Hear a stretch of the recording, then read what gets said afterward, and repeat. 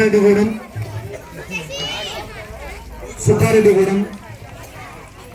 మనం పుట్టిన గడ్డ, మనం గాలి పీల్చిన నేల, మనం తిరుగులాడిన ఈ సుబ్బారెడ్డిగూడెం చుట్టూనటువంటి ప్రకృతి, మనం జరగాలాడిన ఈ సుబ్బారెడ్డిగూడెంలో ఉన్నటువంటి బావులు, చెరువులు, కుంటలు, ఇవన్నిటిని గుర్తు చేసుకుంటూ ఈరోజు ఈ సుబ్బారెడ్డిగూడెంలో, మన సుబ్బారెడ్డిగూడెంలో, మనందరి సుబ్బారెడ్డిగూడెంలో రవితేజ ఇండిపెండెంట్ అభ్యర్థిగా, స్వతంత్ర అభ్యర్థిగా సర్పంచ్ బరిలో ఉండడం మనందరికీ ఆనందదాయకమైన విషయం అని చెప్పి నేను ఈరోజు ప్రతి ఒక్కరికి పేరు పేరున తెలియపరుస్తున్నా.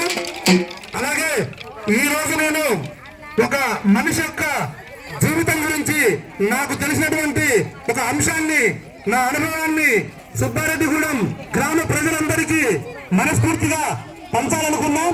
దానికి ముందుగా మన సర్పంచ్ అభ్యర్థి రవితేజ గారు పూలమాలతో అంబేద్కర్ గారిని, ఇకనటువంటి మహానుభావులను అలంకరించిన తర్వాత మన మిగతా విషయాలు మొత్తం క్షుణ్ణంగా మాట్లాడుకుందాం.